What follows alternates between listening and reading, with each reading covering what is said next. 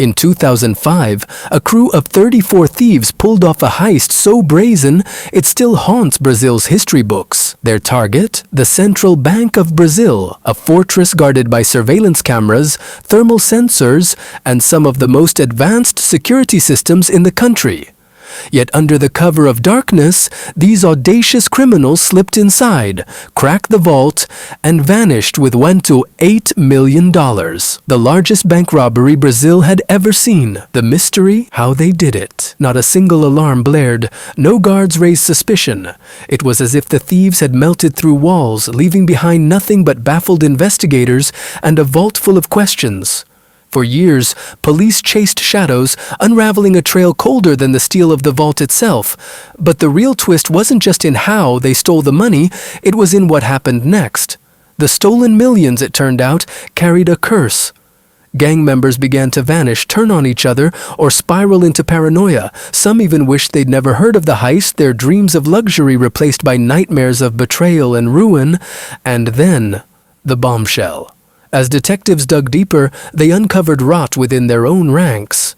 Corrupt officers, tangled in the web of crime, had sabotaged the investigation from the start.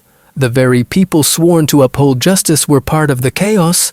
This isn't just a crime story, it's a real-life thriller, a roller coaster of greed, karma, and jaw-dropping twists. Consider this my gift to you, a tale so wild you'll swear you're trapped in a gritty police drama, so buckle up. By the end, you'll be questioning everything and begging for the next plot twist. Ready to dive deeper? Trust me, reality just outdid Hollywood. Our story begins on a quiet Monday morning. August 8th, 2005. The Brazilian Federal Police received a call that would send shockwaves through the nation. The central bank in Fortaleza had been robbed. Officers were stunned. This wasn't just any bank, it was a fortress, a symbol of unbreakable security. No one had ever dared target it until now. When police arrived, employees led them to the vault. The thieves hadn't smashed doors or cracked safes. Instead, they'd struck over the weekend while the bank was closed. Workers returning from their holiday opened the vault and froze. There, in the floor, gaped a hole. A crude entryway to a tunnel snaking underground. But this was no ordinary tunnel. It was shockingly narrow, barely wide enough for a child. Officers stared, baffled. How could anyone fit through this? One muttered. Most of the team couldn't even squeeze in. Then a voice cut through the tension. "I'll go." It was Inácio Spíndola. A wiry, fearless officer. His colleagues warned him, it's suicide. The thieves could still be down there, armed, waiting. But Spíndola, adrenaline coursing through him, dropped to his knees and crawled into the abyss. The tunnel was a claustrophobic nightmare. Walls reinforced with wooden planks, ventilation pipes snaking overhead, and dim bulbs flickering like ghostly eyes. As Spíndola inched forward, the employee's words echoed in his mind. They stole over 100 million reais. Later, the exact figure would stun the world. 164 million reais, about $80 million weight adjusted for inflation. The cash weighed 3.5 tons, the equivalent of 3 compact cars. A literal mountain of money vanished. But the thieves weren't just bold, they were brilliant. They'd ignored crisp new bills with traceable serial numbers, opting for older scrambled notes. Untraceable, a masterstroke. Back in the tunnel, Spíndola pressed on, heart pounding. Every creak of the wooden beams, every flicker of light screamed danger. Yet the thieves had left behind no traps, just eerie silence. By the time he emerged, drenched in sweat, one truth was clear. This wasn't just a heist, it was a spectacle. As Inácio Spíndola crawled deeper into the tunnel, his mind raced.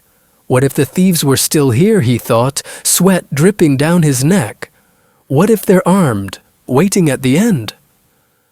Every inch forward felt like a gamble. The tunnel was barely wide enough for his wiry frame, and he moved with agonizing slowness, terrified that a single misstep might trigger an invisible tripwire, or worse, a bomb. For an hour, he inched through the claustrophobic passage, though the tunnel stretched only 70 meters. Time warped in the darkness. His flashlight trembled in his hand, casting jagged shadows on the wooden beams and ventilation pipes that lined the walls. Finally, he spotted a ladder ahead. Gripping his pistol, Spindola climbed, his heart slamming against his ribs. He pushed open the tunnel's exit cover and froze. The room was ghostly quiet. No thieves, no guns pointed at his head, just chaos frozen in time, clothes strewn everywhere, tools scattered like confetti, and every surface coated in a fine, white powder, lentaturi, likely used to mask fingerprints. The windows were boarded shut. In one corner, piles of sandbags hinted at the massive excavation effort. Spindola searched the house, but the thieves and the cash were long gone. Upstairs, he found a room filled with empty sand sacks, proof of the 3.5 tons of dirt they'd hauled out to carve the tunnel.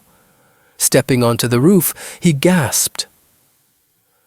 The bank was just 70 meters away. The audacity!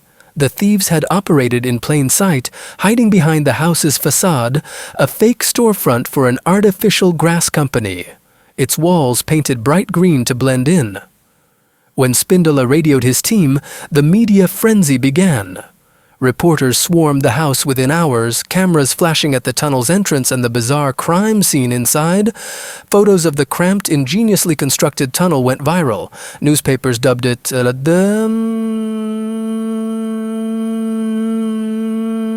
heist of the century. But the house itself told another story. Though the tunnel was a masterpiece of engineering, the thieves had left behind a wasteland, a lair of chaos. Rotting food, trash, and discarded clothes littered the floors. It was as if they'd vanished into thin air, leaving only whispers of their greed. As investigators combed through the crime scene, the ransacked house, the tunnel's entrance, the bank vault, they began piecing together the heist's chilling precision. But one detail stopped them cold. This wasn't their first rodeo. Months earlier, in the gritty underworld of São Paulo, a city notorious for high-stakes heists, a nearly identical operation had unfolded. The same wooden beams reinforcing tunnels, the same ghostly white powder masking fingerprints, the same military-level coordination. Federal agents quickly realized the São Paulo crew had a hand in this. The Fortaleza thieves had turned crime into an art form. They'd rented the house under the guise of a fake artificial grass company, its green-painted walls camouflaging their true mission. To hide the tunnel's entrance, they'd crafted a trapdoor disguised as flooring, a carpet that could be slammed shut in seconds if intruders approached. But the tunnel itself was the real masterpiece. 73 meters long, dug entirely by hand, shovels, pickaxes, and sheer muscle. Every scoop of dirt was bagged and hauled away, leaving no trace. To stabilize the passage, they'd used 900 wooden planks and steel plates, creating a claustrophobic corridor lit by dangling bulbs. Ventilation pipes snaked overhead, pumping air to workers below, yet two details stunned even seasoned detectives. One, a running water line for hydration during grueling shifts. 2A makeshift phone system, allowing whispers between diggers inside the tunnel and lookouts in the house. The thieves operated in military-style shifts, 7 men at a time digging 24/7. But their biggest hurdle? The dirt. At first, trucks hauled away the sandbags daily, but in this tight-knit neighborhood, the non-stop parade of vehicles raised eyebrows. Locals gossiped, eyes narrowed. The crew realized, if we keep this up, we're toast. So they pivoted. Instead of trucks, they stored the dirt inside the house, piling sandbags in rooms until walls groaned under the weight. A gamble, but it worked. Until the mountain of evidence became impossible to hide. As the mountain of dirt grew, the thieves faced a new nightmare. How do you hide 3.5 tons of sand without raising suspicion? Their solution? Turn the house itself into a tomb. They began stuffing room after room with sandbags, stacking them floor to ceiling until the walls creaked. When a room was full, they'd brick it shut, erasing all traces of the excavation. If anyone breaks in, one thief later confessed, they'll just see a normal house. But soon even the rooms weren't enough. Desperate, they started dumping dirt into the backyard, smoothing it into the ground like fresh cement. Day by day, the yard's elevation rose until it stood a full meter higher than before. Neighbors shrugged, assuming it was landscaping. The thieves had turned their hideout into a ticking time bomb. Meanwhile, deep below the streets of Fortaleza, the tunnel crept forward. Nearly 73 meters of perfection, Ninon dug with nothing but shovels and sweat. It ran arrow straight, save for one sharp twist to avoid a sewage pipe, until it dead-ended beneath the bank vault's cold, unyielding floor. And here's where fate intervened. Inside the vault sat a hulking orange forklift and me, used daily to move half-ton cash containers. Every Friday, workers parked it wherever their shift ended, and on this Friday, by sheer chance, it stopped at Biik. Directly over the tunnel's exit, the machine's massive frame blocked the vault's security camera, creating a blind spot the size of a miracle. When the thieves finally broke through the floor that weekend, the forklift shielded them like a metal guardian angel. The detectives' suspicions ignited like a match in the dark. This wasn't a coincidence. The forklift parked perfectly to blind the camera, the narrow gap between cash containers and the vault wall. Someone on the inside had to be involved, a traitor in the bank's ranks. As they dissected the vault's design, a chilling truth emerged. The forklift's steel support beams bolted to the wall had created a 60-centimeter wide corridor between the cash cages and the concrete. A tight squeeze, but perfect for the thieves, all hand-picked for their wiry frames. Like shadows, they'd slipped through this hidden pathway, shielded from the vault's 6 surveillance cameras. But the real genius? The thieves' final touch. They'd propped a wooden plank over the tunnel's exit, camouflaging it beneath the forklift's bulk. To anyone glancing at the camera feed, it was just another Friday night. Then came the thermal sensors. Mounted high on the ceiling, a fatal flaw, the sensors should have detected body heat the moment the thieves entered. But here's the kicker. The thieves knew. Someone had tipped them off about the sensor's placement. They moved like ghosts, clinging to blind spots, their breaths shallow, their steps timed to the vault's own hum. Investigators reconstructed the timeline. Friday, 6 p.m. Bank employees clock out, leaving the forklift parked over the tunnel's exit. 6:30 p.m. The thieves crawl into the vault, shielded by the machine's hulking frame. By 7 p.m, they're hauling cash through the tunnel, the sensors none the wiser. It was a heist engineered with surgical precision and insider secrets. At that time, the employees had already locked the vault and were ready to leave work. Officially, the workday was over, but the vault's security system was programmed not to activate the alarms until after 7 p.m. Investigators theorized that the thieves entered the vault between 6 p.m. and 7 p.m. during the final hour of the workday. This was the time window when the employees had already locked the vault, but the sensors were not yet active. During this hour, the thieves entered and arranged the vault to their advantage. First, they concealed the hole from the cameras. Second, they mapped out the paths they would take, sticking to the blind spots between the cash cages and the vault walls, areas where neither the cameras nor the thermal sensors could detect them.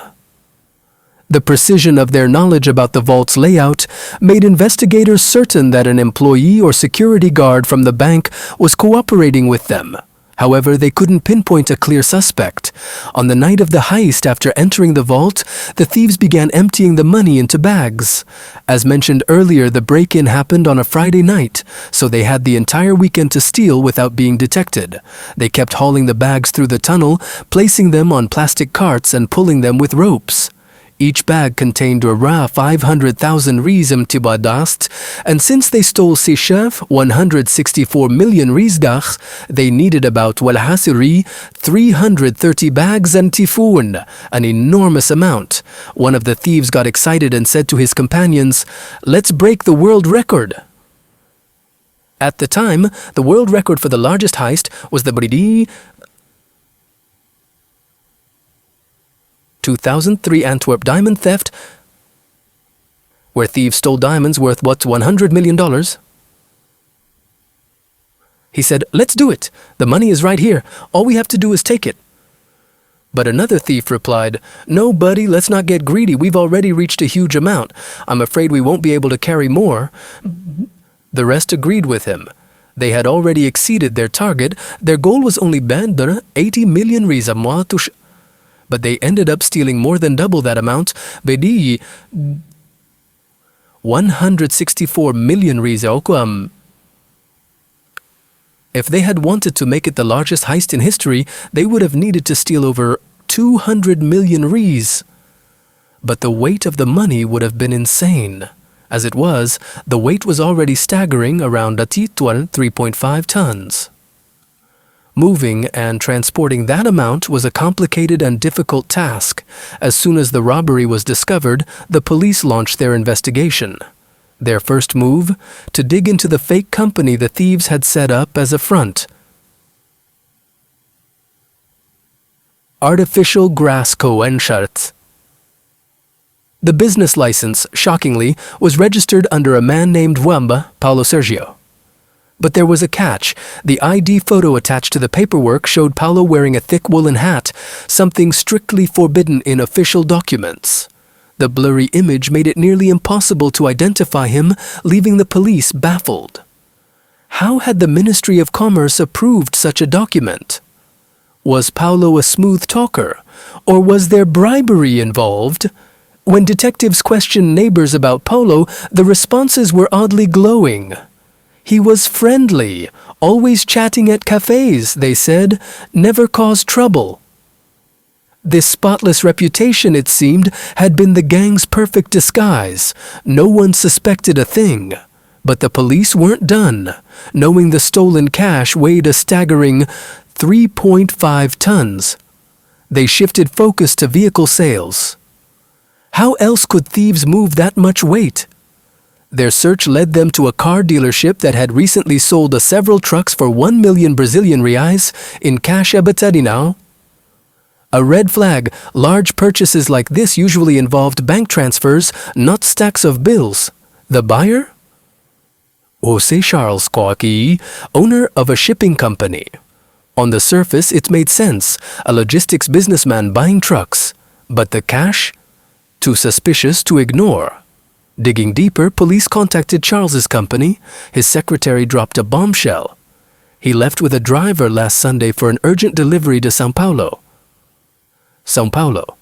The name lit up the case like a flare. Detectives had long suspected the robbery crew had ties to the city, despite it being Sailhada, 3,000 kilometers from Fortaleza, where the central bank was hit. Now, with Charles's trucks headed there, the puzzle pieces began snapping into place. A fake company, a ghostly figure in a wool hat, and a cash-fueled convoy to São Paulo, the heist was no longer just a local crime. It was a web stretching across Brazil. The detectives had their suspicions about São Paulo for a reason. Let me take you back to 2004, Batian, when a massive heist rocked the city.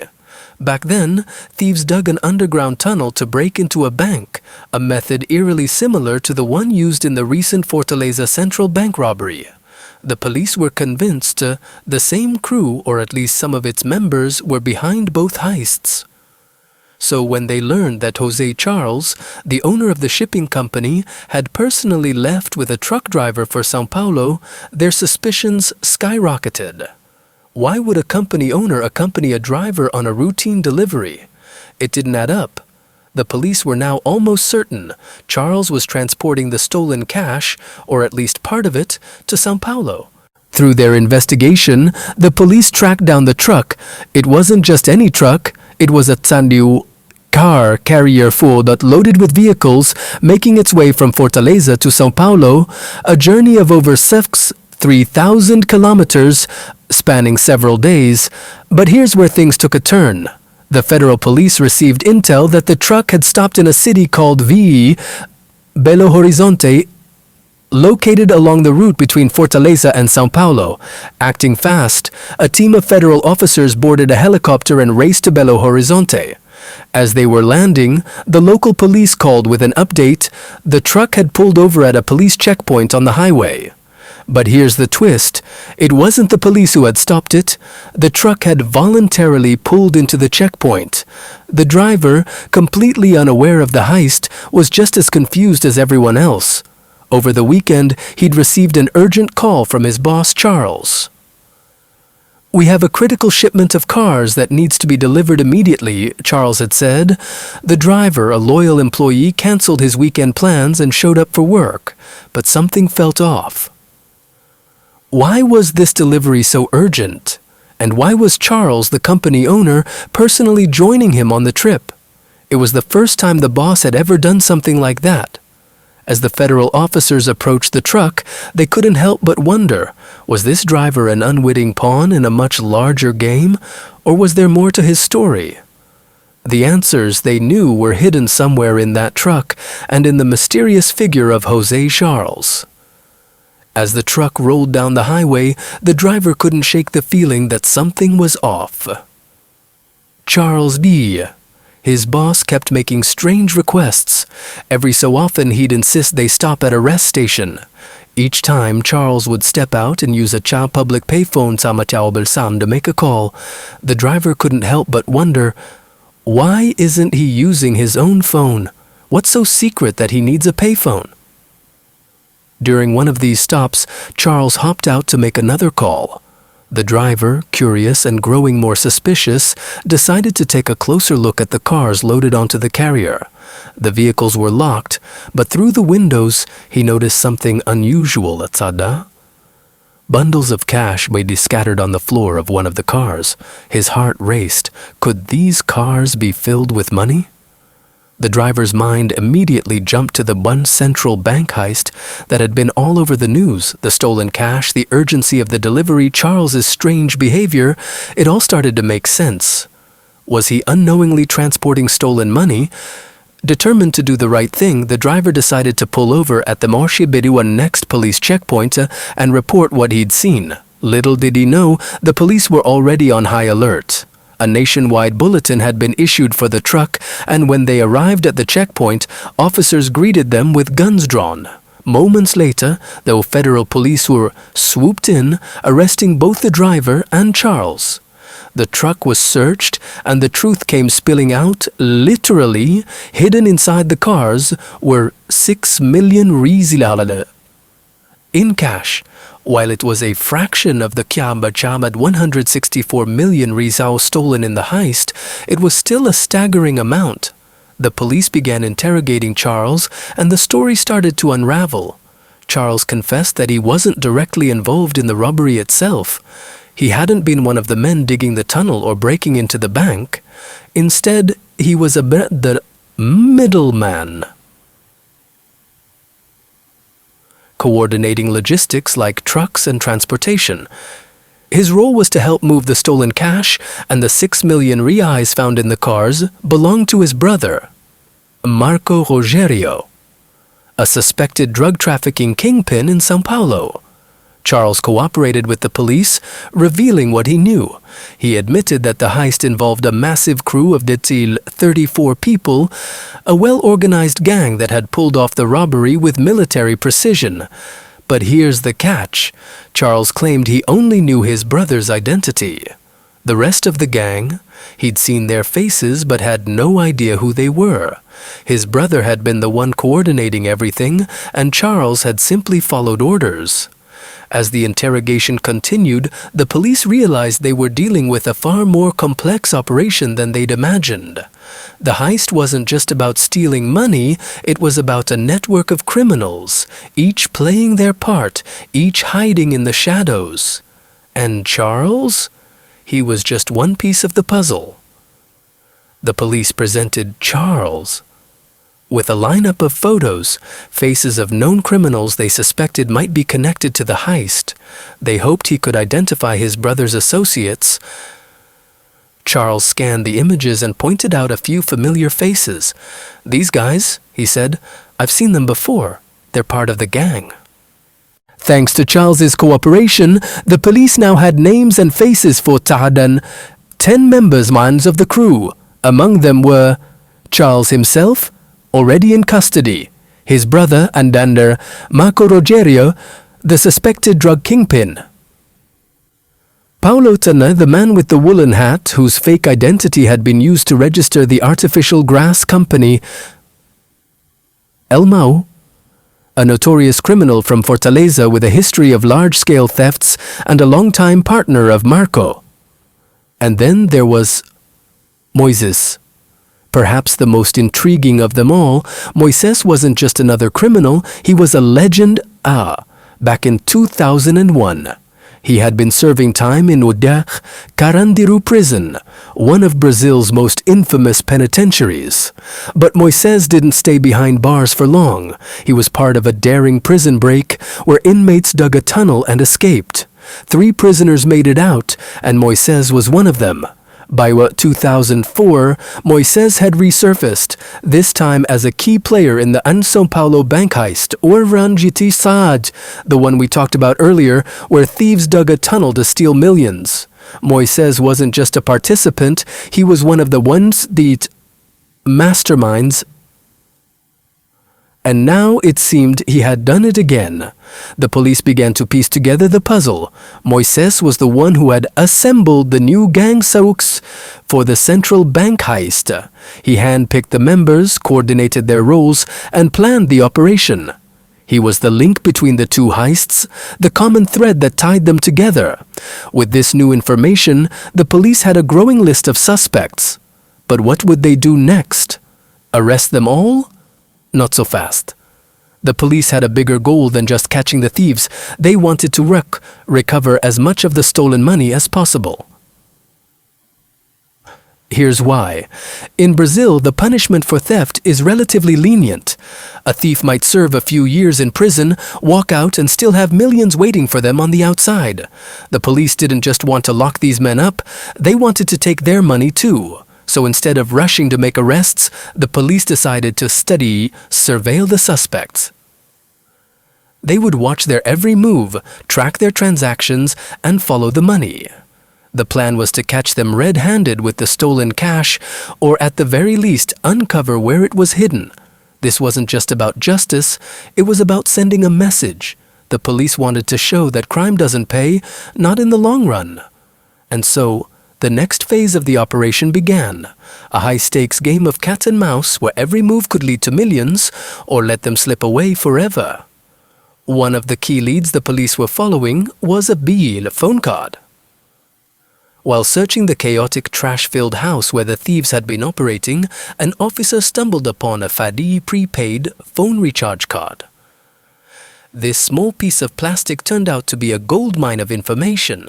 By tracing the card's serial number, the police were able to identify the phone number it had been used to top up. They contacted the telecom company and, with a warrant, began wiretapping the number.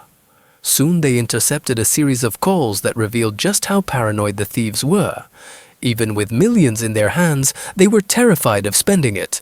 In one recording, a man nervously discussed wanting to buy a motorcycle but was too scared it might draw attention. The man behind the number was identified as Waudin Antonio Ademar Vahe, a known criminal with a record. The police knew he lived in a neighborhood called Boa Viagem, but they didn't have his exact address. A team of federal officers was assigned to track him down.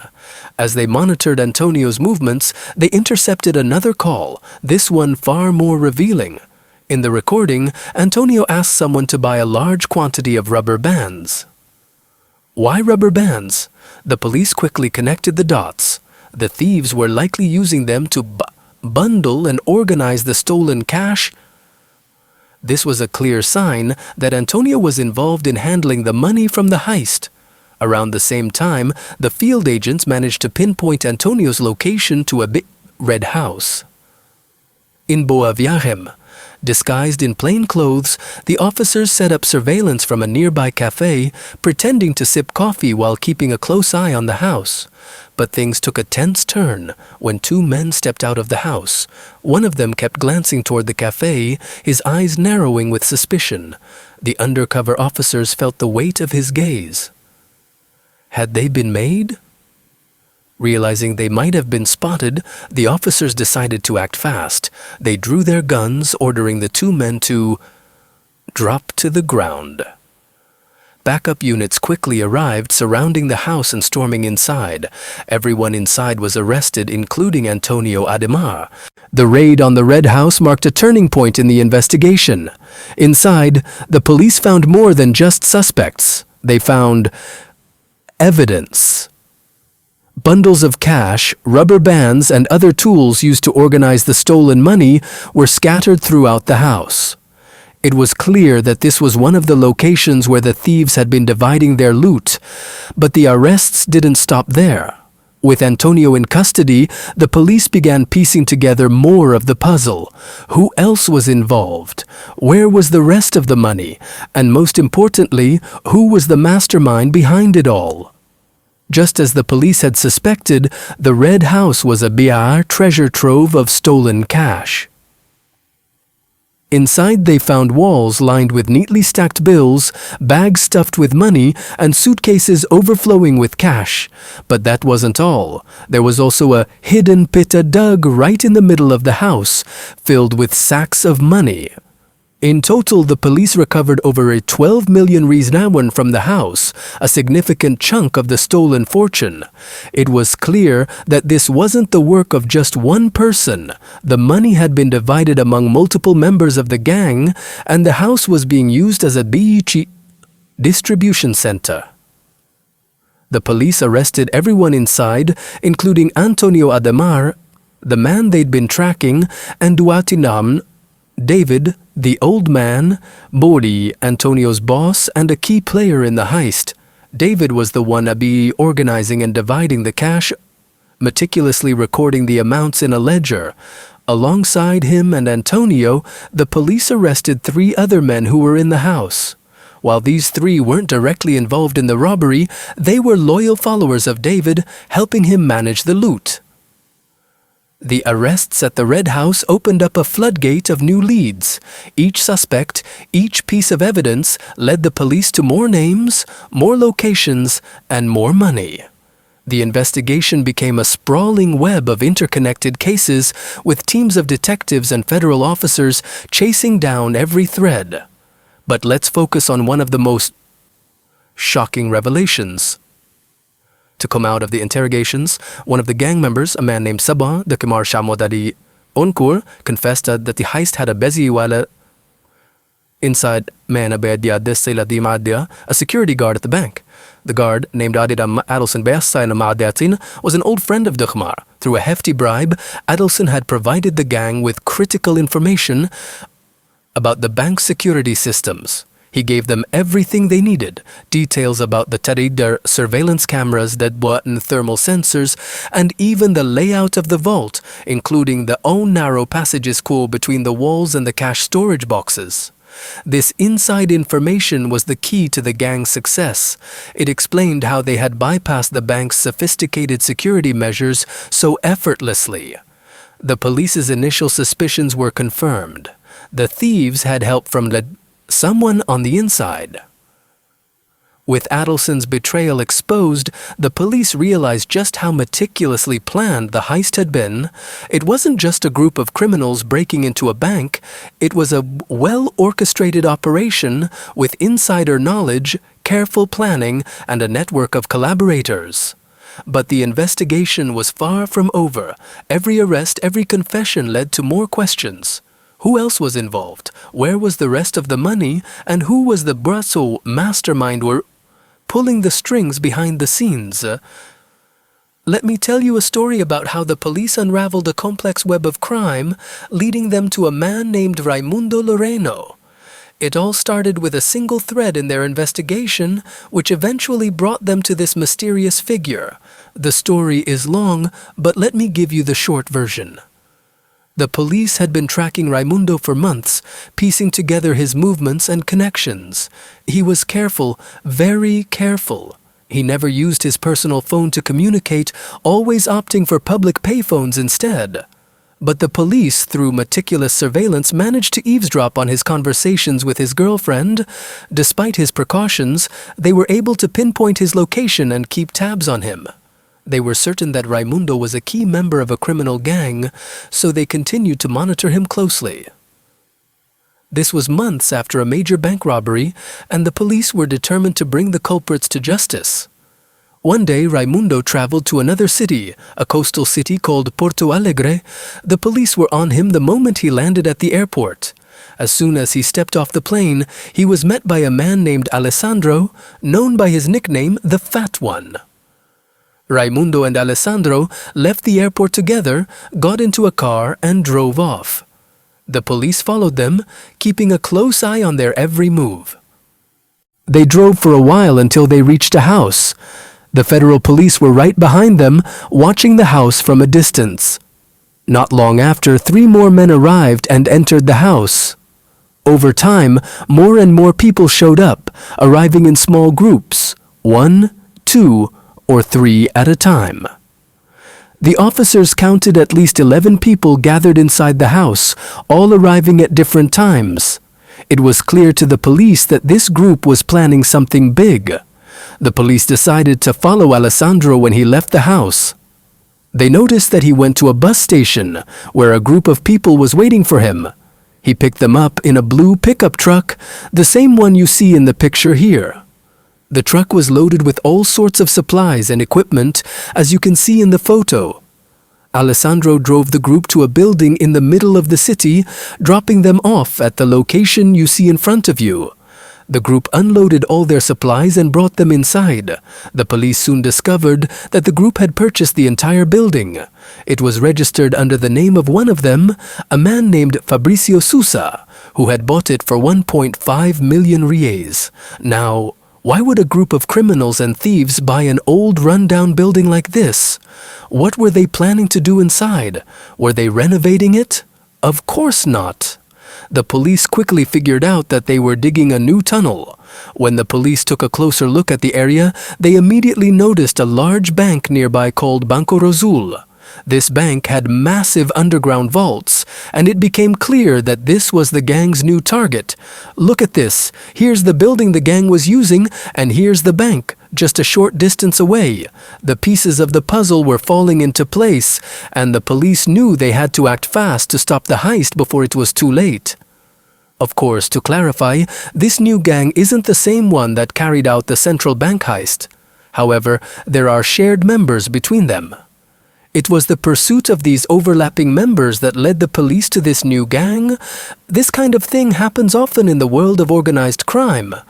People with expertise in a specific field, like bank robberies or tunnel digging, often move from one gang to another, lending their skills to new operations with new people. Naturally, the police still didn't have concrete evidence of what the gang was doing inside the building. They needed a way to monitor them without being detected, so they rented a building directly across from the gang's hideout. Look at this again. Here's the police building, here's the gang's building, and here's the bank. It's like a game of chess, with each side plotting against the other. The gang was scheming to rob the bank, and the police were scheming to catch the gang. I loved this detective vibe. The police set up their cameras and equipment, positioning them to monitor the gang's building from multiple angles. In front of them were the surveillance screens, and they began closely watching the gang's movements. The thieves were pretending to renovate the building, even dressing like construction workers and wearing hard hats to avoid suspicion. But the police noticed something unusual. They were disposing of an enormous amount of trash. The officers quickly realized that this trash was actually the dirt and sand being dug up from underground. The commander of the surveillance unit was sharp. He told his team, "We need to check their trash. If we see only debris and broken flooring, it means they're still in the early stages, just breaking through the ground. If we find sand and dirt, it means they've started digging the tunnel. And if we see concrete and metal, it means they've reached the bank's vault. The plan was to keep monitoring them and arrest the gang in the act once they got close to the bank's vault. But then an unexpected twist occurred. The police had been intercepting the gang's communications and eavesdropping on their conversations.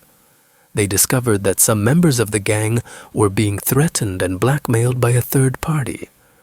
This third party clearly knew what the gang was up to inside the building and was extorting money from them in exchange for keeping quiet. The police were worried that this third party might complicate things further, but they never could have guessed who this third party actually was. In reality, the third party turned out to be two individuals. And guess what? These two people showed up at the gang's building. While the police were watching, the officers saw them enter the building and start talking to the gang. And then came the shocking revelation. The third party was actually undercover police officers just like them. Can you imagine the surprise?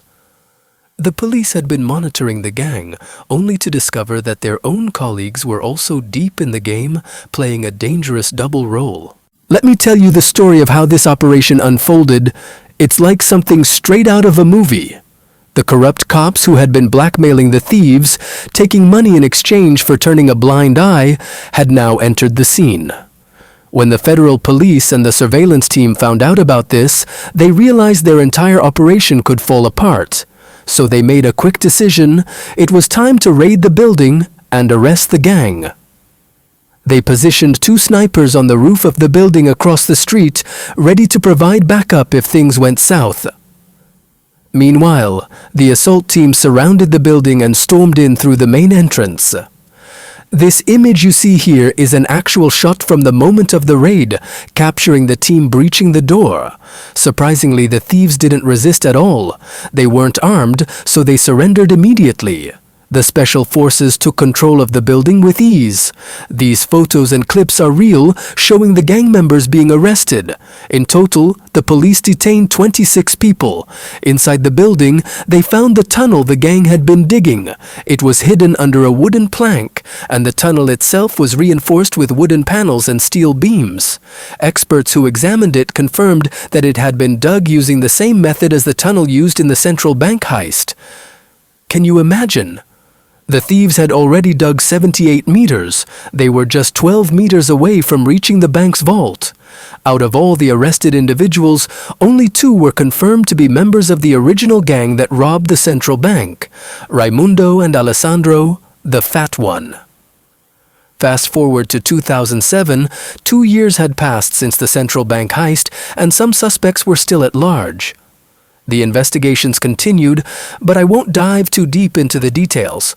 What you need to know is that the police stuck to their usual methods, tracking the criminals through their families, intercepting their communications, and so on. Some of the arrests were particularly dramatic. Take this suspect, for example. His name is José María Eliudo. The federal police found him growing a beard, and at first they didn't recognize him, but then they spotted his wife with him, and that's how they identified him.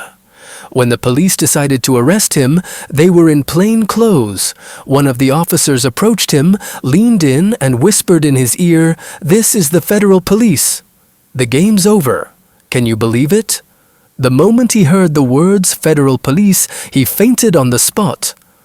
When he came to, he was already handcuffed, and they started filming him as he spoke. Let's hear what he had to say, because honestly his words were telling. He said it had been the worst years of his life.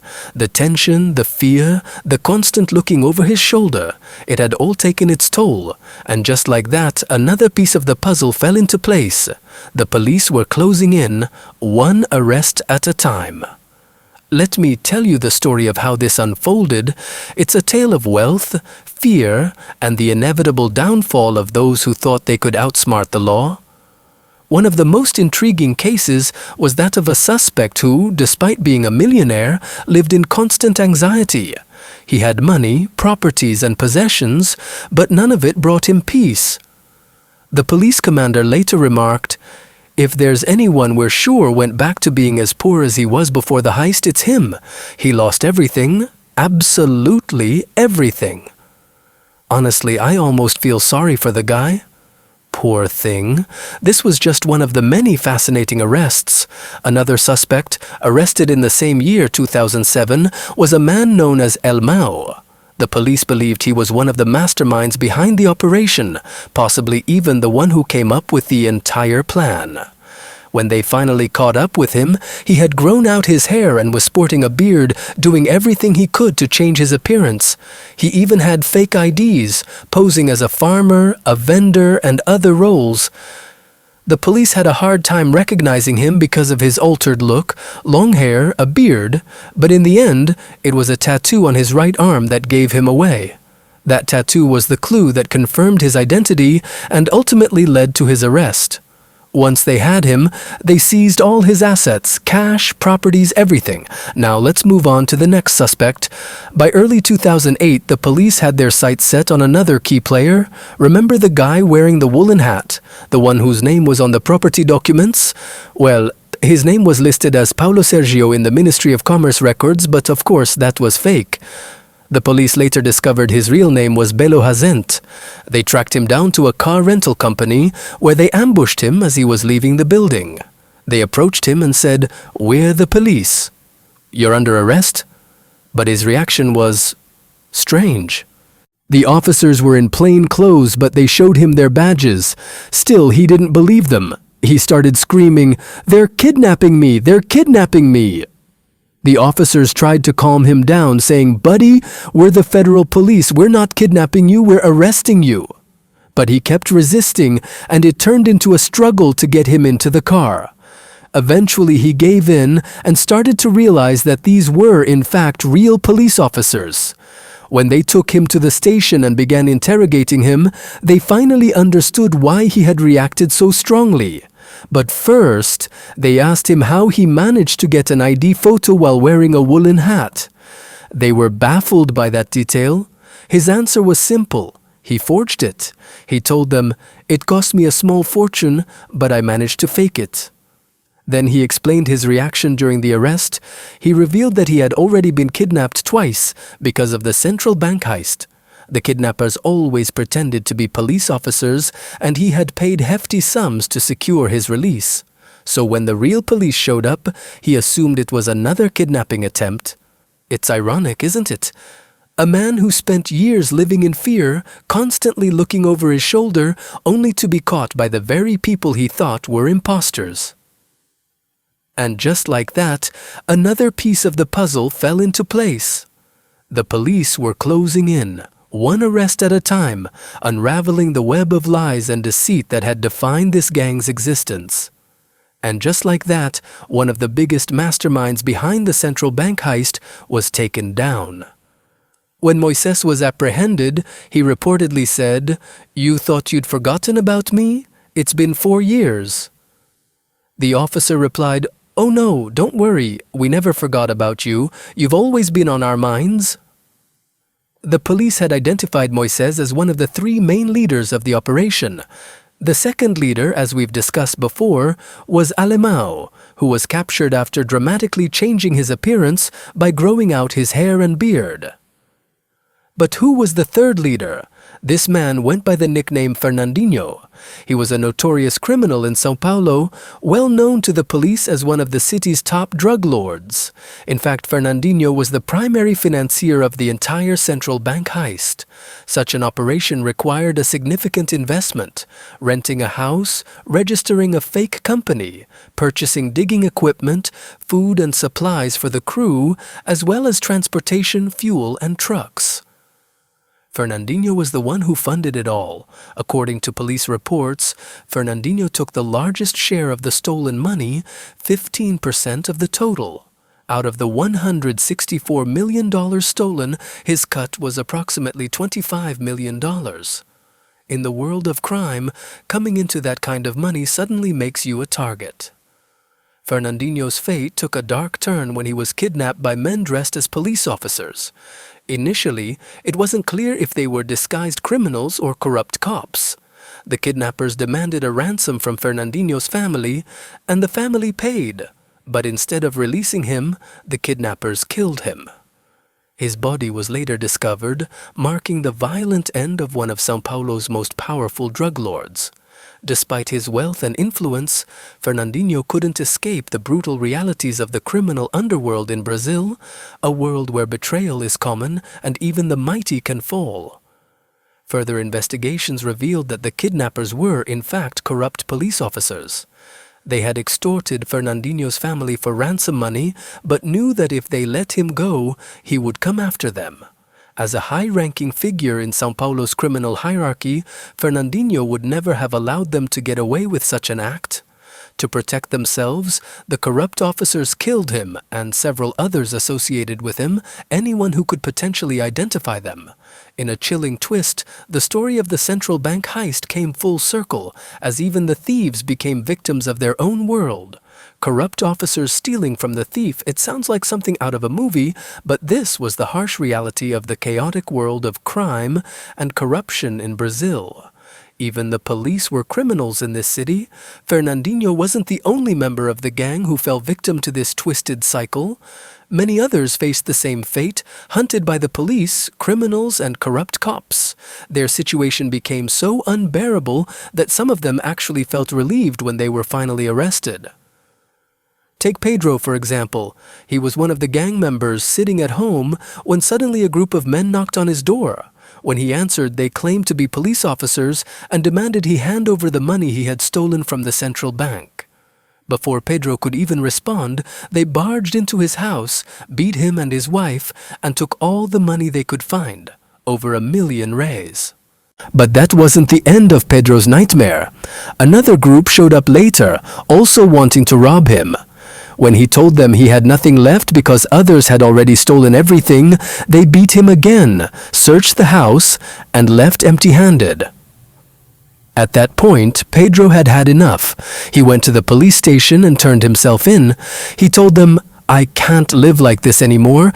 I'd rather be in prison where everyone knows I have nothing than stay out here constantly living in fear." It was a bizarre situation, a criminal seeking refuge in jail from other criminals. Then there was Anselmo, another member of the gang. He and 2 of his associates were found dead in a house, their bodies dumped in a well.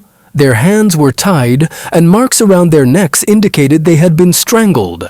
Once again, the culprits were corrupt police officers.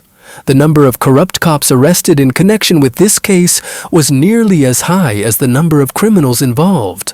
A mind-boggling fact. These rogue officers had access to the suspects' identities and used this information to target them for ransom and robbery. In one instance, federal agents intercepted a phone call between one of the suspects and a group of kidnappers. The conversation revealed plans for a ransom demand. When the agents traced the kidnapper's number, they were shocked to find it led back to the very police station they were working out of. Yes, the corrupt cops were operating from within the same precinct as the federal investigators.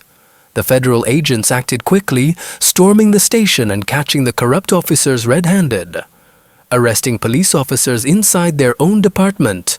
It sounds like something out of a movie, but this was the unbelievable reality. The layers of corruption, betrayal, and chaos surrounding the central bank heist were so extreme that even in a fictional story, they'd seem too far-fetched. Yet here it was, unfolding in real life, a crime saga so wild it defied belief. The central bank heist in Brazil remains one of the most astonishing cases the country has ever witnessed. Its impact went far beyond the stolen fortune. It triggered a ripple effect of crimes, kidnappings, and extortion. It also inspired countless other gangs to adopt the same underground tactics for robbing banks. Bank heists via tunnels became a trend, and every year the police uncovered dozens of these secret passageways. Some were intercepted before the crimes could take place, but others succeeded. One of the most ambitious plots the police thwarted aimed to steal 1 billion reais. If it had succeeded, it would have been the largest bank heist in history. The gang behind it had rented a house far from the target bank, 500 meters away, to avoid suspicion. Their plan involved digging a half-kilometer-long tunnel, the longest in the history of such crimes. Their target was Banco do Brasil. the massive circular building that serves as Brazil's cash distribution hub. This bank houses 5 enormous underground vaults, each holding at least 1 billion reais at any given time. The thieves had made significant progress, digging almost all the way to the vault. But their luck ran out when the bank's foundation began to crack due to the tunneling. Ironically, it was poor construction that exposed them. They had reached the vault's exact location just a few steps away from breaking through, but fate, or bad luck, was not on their side. Their plan unraveled before they could finish, and the police stepped in to stop them. Now, let's summarize the outcome of the central bank heist case. The police managed to solve it completely, uncovering the entire network of criminals and arresting most of them. Some gang members died, but only one, a man named a juvenile Duabex, remains at large to this day. The rest were either captured or their fates confirmed. As for the money, the police recovered a total of Duabrats or 34 million Reiskak Tordrand, a small fraction of the stolen amount. Unfortunately, much of the money had been laundered, used to purchase properties and assets at undervalued prices to mask its origin. Other portions were spent on ransoms and other criminal activities, making it nearly impossible to recover. Interestingly, if the gang members had only been charged with theft, they might have received relatively light sentences. As mentioned earlier, Brazil's penalties for theft are surprisingly lenient.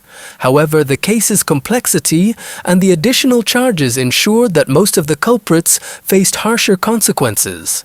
The central bank heist wasn't just a robbery, it was a spectacle that revealed the cracks in Brazil's criminal justice system, the ingenuity of its criminals, and the lengths to which some would go in pursuit of fortune.